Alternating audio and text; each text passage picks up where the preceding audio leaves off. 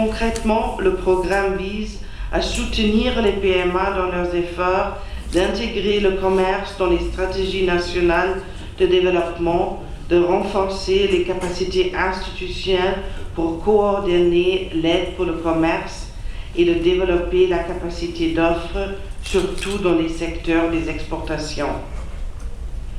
Madagascar faisait partie de l'ancien cadre intégré, le prédécesseur du cadre intégré renforcé. Jusqu'à maintenant, par contre, Madagascar n'a pas pleinement bénéficié du cadre intégré renforcé à cause de la crise gouvernementale. En réponse à la demande du gouvernement malgache, suivant l'adoption de la feuille de route et de l'établissement du gouvernement de transition, et pour nous assurer que le pays soit en position de tirer profit du programme du CIR, le PNUD et le secrétariat exécutif du CIR ont organisé cet atelier de sensibilisation et de familiarisation au processus du CIR pour des parties prenantes du CIR en Madagascar,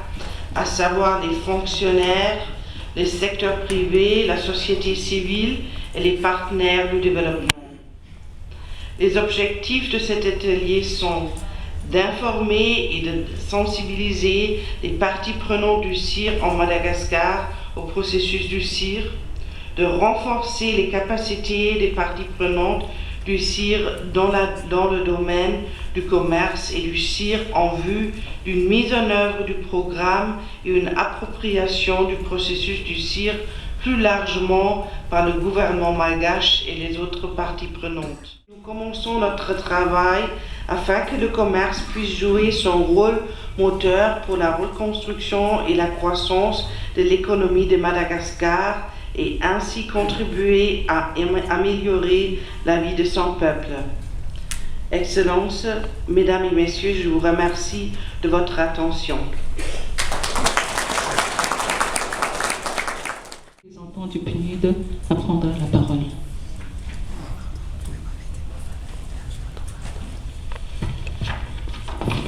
Donc, un important moment aujourd'hui de pouvoir avoir cette perspective de reprise du cadre intégré renforcé, car comme vous le savez, il a été prouvé, pas seulement à Madagascar, mais pour la majorité des pays, qu'il est impossible d'envisager atteindre les objectifs du millénaire pour le développement si on ne se base pas sur la possibilité de développer le commerce au-delà des frontières. Le commerce ne se développe pas pour lui-même, mais il se développe parce qu'il a en amont et en aval une industrie et des services qui le portent et qui sont ensemble créateurs de richesses et réducteurs de la pauvreté. Alors que plus rien n'allait, alors que l'aide publique au développement reculait, c'est l'activité du secteur privé qui, tant bien que mal, a permis à l'État de percevoir des impôts et de payer, tant bien que mal, les salaires des fonctionnaires, des enseignants et les dépenses sociales. Le secteur, qui dit secteur privé dit commerce.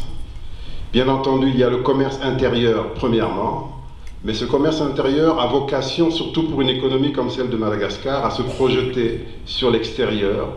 parce que les taux de croissance de 8 à 12% qu'il nous faut pour atteindre les objectifs du millénaire pour le développement ne pourront jamais être atteints si on se limite sur l'économie intérieure de Madagascar. Et vous n'ignorez pas, mesdames et messieurs, que Madagascar a vocation, de par son potentiel naturel, à être une économie exportatrice, à être une petite puissance exportatrice, que ce soit dans les secteurs de l'agro-industrie, les secteurs miniers et même les secteurs des services. C'est donc dans ce contexte que nous nous situons et qu'en tant que programme des Nations Unies pour le développement, nous sommes fiers de participer à cet exercice et nous avons la volonté d'accompagner effectivement les autorités et le secteur privé malgache pour que la question du commerce reprenne la place qui est la sienne, ce d'autant plus que l'expérience des 3 dernières années a prouvé l'importance d'un secteur privé efficace pour la relance de l'économie. Nous sommes, de manière très concrète, à travers la reprise du cadre intégré renforcé, en train de bâtir, de construire ce qui relève de l'objectif 8 des objectifs du millénaire pour le développement, c'est-à-dire de rebâtir un partenariat mondial efficace pour un pan important de la reprise de l'économie et donc du développement de Madagascar. En tant que programme des Nations Unies pour le développement, nous serons toujours à vos côtés et nous sommes fiers d'y participer. Excellence, Monsieur le Vice-Premier ministre, je voudrais simplement réitérer cette disponibilité qui est la nôtre